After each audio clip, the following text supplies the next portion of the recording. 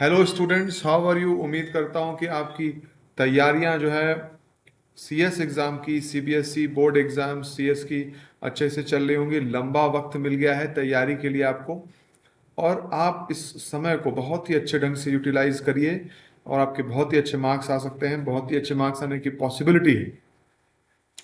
इस मौके पर मैं चाहूंगा कि आप कुछ चीज़ों को समझें, और आज के वीडियो में जो सबसे मैं इंपॉर्टेंट चीज़ समझाने जा रहा हूं वो ये है मार्किंग स्कीम। अब ये एग्जैक्टली बोर्ड का मार्किंग स्कीम तो नहीं है, लेकिन एक सैंपल मार्किंग स्कीम जरूर है ये। और इसकी इंपॉर्टेंस क्या है सैंपल मार्किंग स्कीम के समझने के लिए, कि जैसे क्या होता है कि बहुत सारे बच्चे जब एग्जाम देते हैं, जब क्वेश्चन उनके सामने आता है तो उनको लगता है कि ये क्वेश्चन तो मुझे बिल्कुल भी समझ नहीं आ रहा है और मैं इसका आंसर नहीं लिख सकता, और वो पूरे क्वेश्चन को छोड़ देते हैं। लेकिन मार्किंग स्कीम को जब आप देखेंगे तो आपको समझ में आएगा कि ऐसा करना कितना गलत होगा, कितना खतरनाक हो सकता है। और बेस्ट अप्रोच ये है कि आप अपनी कैपेसिटी के अनुसार, क्षमता के अनुसार जितना भी कुछ उस क्वेश्चन से रिलेटेड समझ में आ रहा है आप उसको करिए। परफेक्शनिस्ट बनने की कोई जरूरत नहीं है कि अगर ये क्वेश्चन 100% आएगा मुझे बिल्कुल पूरी तरीके से, मैं जब मुझे समझ में आएगा तभी मैं इसको करूंगा, ऐसा सोचने की बिल्कुल भी जरूरत नहीं है।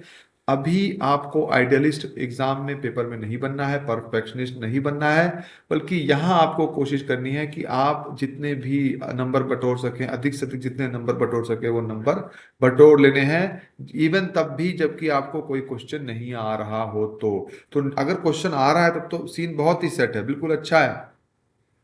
आप उसका आंसर लिखेंगे और आप मार्क्स गेन करेंगे। लेकिन अगर क्वेश्चन नहीं आ रहा है, एक छूटते हुए क्वेश्चन, एक जाते हुए क्वेश्चन से भी हम किस तरीके से मार्क्स निकाल सकते हैं, ये हम समझ पाएंगे बेहतर ढंग से जब हम मार्किंग स्कीम को समझेंगे।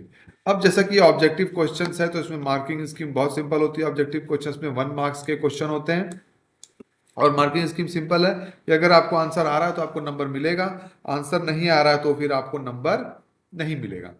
तो जैसे कि अब इसका जो भी क्वेश्चन है और फिर उसके आंसर्स यहाँ पर दिए हुए हैं, तो ऐसा ही मार्किंग स्कीम वहां पर भी लिख करके आता है। अभी मैं इसको अगर साइज बड़ा करूं थोड़ा तो आप देख सकते हैं कि ये यहाँ पर क्वेश्चन है, what keyword would you use to add an alternative condition to an if statement. तो आंसर इसका है एल्सिफ, एलिफ। ठीक है, तो एलिफ यहाँ पर इसका आंसर है, और अगर आपने सही किया है तो आपको नंबर मिल जाएंगे। और ये बिल्कुल इसी तरीके से ऐसा हुआ है, सारे क्वेश्चंस में ऐसा ही है। और फिर ये आता है हमारे 18 क्वेश्चन तक, जो कि हमारे ऑब्जेक्टिव का लास्ट क्वेश्चन होता है। 19 क्वेश्चन से सीन थोड़ा बदलता है, 2 नंबर क्वेश्चन भी आने लगते हैं, इसे सेक्शन बी कहते हैं।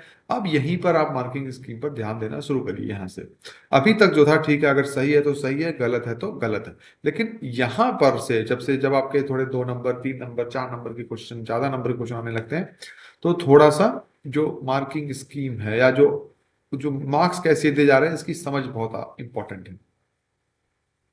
वैसे देखिए, इसमें जब से पूछा है कि right the full form of the following, full इनके फुल फॉर्म लिखने को कहा है, ऑब्वियसली आंसर है, यहाँ पर आंसर दिए हैं। 1 मार्क्स का क्वेश्चन था ये, यहाँ पर 1 मार्क्स, पूरा क्वेश्चन 2 मार्क्स का था लेकिन ये 2 पार्ट में डिवाइडेड था, ए और बी। तो एक्चुअली में आप देख रहे हैं, कहने को तो ये 2 मार्क्स है लेकिन ये 2 पार्ट में डिवाइडेड है। यानी इस पूरे पेपर में आप देखेंगे कि लगभग सारे क्वेश्चन ही 1 मार्क्स के होते हैं। जो 2 मार्क्स के क्वेश्चन है वो भी 2 पार्ट में डिवाइडेड है, उसमें भी 2 क्वेश्चन, यानी एक क्वेश्चन फिर से 1 मार्क्स का। इवन जो क्वेश्चन 4 मार्क्स के होंगे, 5 मार्क्स के होंगे, तो वो 4 पार्ट में डिवाइडेड होंगे, 5 पार्ट में डिवाइडेड होंगे। हर पार्ट जो है अपने आप में 1 मार्क्स कैरी करता होगा। तो अभी देखिए ऐसे यहाँ इन्होंने इसका आंसर दिया है, और half marks for every correct full form. ठीक है, what is the use of telnet. Answer है, इन्होंने टेलनेट का यूज बताया है, 1 mark for correct answer. Okay, अब जैसे यहां पर इन्होंने रेंज फॉर लूप के लिए क्वेश्चन दिया है, यहां पर उन्होंने उसका सोल्यूशन दे दिया है। ठीक, आइए, ये 2 मार्क्स का यहां पर था। अच्छा, अब जो अगला 21st क्वेश्चन पे आते हैं, 2 मार्क्स का है, तो ये लिखा है half marks for the correct digit with the hash. ठीक है, तो यहाँ पर ये करेक्ट डिजिट लिखे होने पर ही हाफ मार्क्स, यानी कि आंसर आपका लिखा होना चाहिए तभी आपको हाफ मार्क्स मिलेगा। तो यानी कि ये 2 मार्क्स का क्वेश्चन है, ध्यान दीजिए, ये 2 मार्क्स का क्वेश्चन था, लेकिन और इसमें 4 डिजिट लिखने थे, और हर डिजिट पर आपके हाफ मार्क्स मिल रहे हैं अगर आपने हैश के साथ उसको सही लिखा हुआ है। यानी कि आप पूरे सीरीज को, इस सीक्वेंस को भले ना सही कर पाए, लेकिन अगर आप हर डिजिट, एक दो चार डिजिट भी, अगर आप एक दो डिजिट भी आप उसको गेस कर सकते हैं या उसका आंसर निकाल सकते हैं, तो आपको मार्क्स मिल रहे हैं। ठीक है, ये बहुत इंपॉर्टेंट बात है, इस चीज को ध्यान दीजिएगा। ठीक है, अगर आप ऐसा कर पाते हैं तो यहाँ पर आपको मार्क्स मिल रहे हैं ये। ठीक है, तो यानी कि अब पूरा आंसर सही होने की जरूरत नहीं है, आपने दो डिजिट भी सही किए तो एक मार्क्स आप लेके जाएंगे। ठीक, अब यहीं पर आइए। हाँ देखिए, 2 मार्क्स का क्वेश्चन है, टोटल क्वेश्चन 4 मार्क्स का था, इसमें दो पार्ट में डिवाइडेड था, 2 2 मार्क्स। अब देखिए यहाँ पर देखिए, half marks for each correct digit, half marks including in the parenthesis.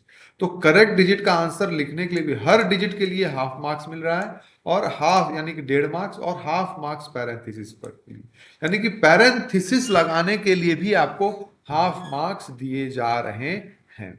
तो भले ही आपको पूरा आंसर ना मिल रहा, लेकिन अगर आंसर का कुछ पार्ट मिल रहा है तो जितना भी आपको आंसर समझ में आ रहा है आप उसको अटेम्प्ट करिए, ये बहुत इंपॉर्टेंट है। हाँ, करेक्ट अगर निकल पा रहा तो वो बेस्ट पार्ट है, बेस्ट बेस्ट केस सिनेरियो है। लेकिन बेस्ट केस सिनेरियो भी नहीं हो पा रहा है तो उसे वर्स्ट केस मत बनने दीजिए। आप एक बीच का सोल्यूशन लेके आइए, कुछ स्टेप्स, कुछ नंबर, कुछ डिजिट्स सही करने की कोशिश करिए।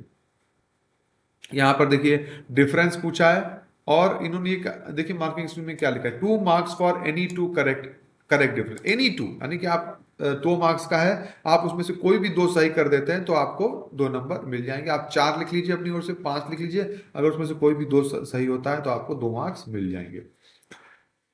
ठीक है, अब ये इन्होंने एक्सप्लेन करने को बोला है। ठीक है, 1 marks for use and 1 marks for example. 2 marks का क्वेश्चन था, 1 मार्क्स यूज के लिए है, 1 मार्क एग्जाम्पल के लिए। Give the Python string declaration. तो ये यहाँ पे एक जो डिक्लेरेशन है उन्होंने इसका 1 मार्क्स 1 मार्क्स दोनों के लिए दिया हुआ है। आइए अब आगे चलते हैं हम लोग। अब देखिए यहाँ पे एक प्रोग्राम लिखने को कहा गया है छोटा सा। ठीक है, तो अब इस प्रोग्राम में देखिए कितना ये आंसर है इसका, लेकिन ऐसा नहीं कि अगर आपने पूरी तरीके से सही लिखा है, पूरी तरीके से गलत लिखा है, ऐसा कुछ सीन है। देखिए 1 मार्क्स फॉर फंक्शन हेडर, यानी कि अगर आपको नहीं आ रहा है, ये बिल्कुल नहीं आ रहा है, तो भी अगर आप फंक्शन का हेडर लिख देते हैं, हेडर का मतलब क्या, डेफ से लेके फंक्शन नाम प्लस ये जो आपके जो वैल्यू पास होगी यहां तक, ये कोलन तक, इतना पार्ट भी आप सही लिख देते हैं तो भी आपको 1 मार्क्स मिल जाएगा। 1 मार्क्स फॉर लॉन्चिंग लूप, तो अगर आपने लूप को सही ढंग से लॉन्च कर दिया, सही फॉर मतलब जो पूरा फॉर्मेट होता है वो सही तरीके से लिख दिया, इतना वाला पार्ट, तो फॉर से लेके कोलन तक का पार्ट, तो भी आपको 1 मार्क्स मिल जाएगा। And 1 marks for conditional checking, और 1 मार्क्स किसके लिए, जो कंडीशनल चेकिंग है उसके लिए, अगर वो सही कर दिया तो आपको 1 मार्क्स, यानी कि तीनों चीजें सही हैं तो आपके 3 मार्क्स। लेकिन अगर तीनों सही नहीं है तो इसका भी मतलब ये नहीं कि आप बिल्कुल पूरी तरीके से रॉन्ग हो जाते हैं, यहां पर भी आपको मार्क्स मिल सकते हैं। तो आइए हम लोग और आगे देखते हैं इसमें। ये आप देख रहे हैं किस तरीके से मार्क्स को पार्ट में डिवाइडेड किया गया है। ठीक है, अब जो प्रोग्रामिंग का यहाँ पे एक पार्ट देखिए, इस पर खास ध्यान दीजिए। 1 marks for correct loop, 1 mark for correct if statement and half marks for return. तो अगर आपने लूप सही कर दिया तो 1 मार्क्स मिल जाएगा, इफ स्टेटमेंट सही कर दिया तो 1 मार्क्स मिल जाएगा, हाफ मार्क्स फॉर रिटर्न, अगर आपने रिटर्न सही कर दिया तो हाफ मार्क्स। और यहां पर एक पार्ट और लिखिए जो मिस हो गया, half marks for correct function header, function header correct है तो उसके लिए भी हाफ मार्क्स। तो यानी कि आप प्रोग्राम पूरा सही लिख पा रहे हैं कि नहीं लिख पा रहे, लेकिन कम से कम फंक्शन हेडर तो सीख कर जाइए, उसको सही लिख दीजिए, वो कैसे लिखते हैं। ठीक है, बिल्कुल। तो इस इतना भर से आपके हाफ मार्क्स या 1 मार्क्स मिल जा रहा है डिपेंडिंग ऑन द क्वेश्चन। अब देखिए यहां पर भी देखिए, half marks for correctly opening and closing the file, half marks for read line, half marks for correct loop and half marks for correct if statement. तो कितना ब्रेक डाउन है, half marks for correctly incrementing count and half marks for displaying correct output. तो हर जो part, जो programming में हर जो step involve हुआ है उस पर कुछ ना कुछ मार्क्स दिए गए हैं। और ऐसा नहीं है कि अगर आपके सारे सही होंगे तभी आपको मार्क्स मिलेंगे, बल्कि अगर आप कुछ स्टेप्स को सही कर लेते हैं तो भी आप एक ठीक ठाक मार्क्स लेके चले जाएंगे, अपने फेवर में कर लेंगे आप। यहां देखिए, half marks for correctly opening and closing the file, read line, if statement, ये सब देख रहे हैं आप, इस तरीके से मार्किंग स्कीम की गई है। तो इससे आप कितने बेहतर मार्क्स इसको पा सकते हैं। अब इसलिए बोर्ड का मार्किंग स्कीम में हो सकता है थोड़ा बहुत डिफरेंस हो, लेकिन मेन बात जो यहाँ समझने वाली कि हमें पॉजिटिव अप्रोच से पेपर को सॉल्व करना है, हमें अधिक से अधिक मार्क्स बटोरने के अप्रोच से करना है। भले वो आपको एक सब्जेक्टिव क्वेश्चन दिख रहा है, लेकिन उससे भी ऑब्जेक्टिवली सोचना है कि हम इसमें से, अगर पूरा क्वेश्चन आ रहा है तो बहुत अच्छी बात है, पूरा नहीं आया तो हम कितने पार्ट को अटेम्प्ट कर सकते हैं, कितने ज्यादा इसमें से हम सॉल्यूशंस निकाल सकते हैं, कौन सा हम इसमें से अपने अपने फेवर में कितने मार्क्स कर सकते हैं। कुछ तो ऐसा पार्ट होगा जो मुझे समझ में आता होगा, जिससे मैं कर सकता हूँ। तो इस तरीके से हम इसके सॉल्यूशंस को निकाल सकते हैं। ओके, ठीक है। तो अब मैंने आपके सामने ये मार्किंग स्कीम को डिस्प्ले किया है। इससे आपको एक आइडिया लगा होगा कि किस तरीके से नंबर दिए जाएंगे बोर्ड में, और किस तरीके से हम लोगों को लिखना है कि हम अधिक से अधिक मार्क्स अपने फेवर में कर सकें, हम मार्क्स लेकर आ सकें।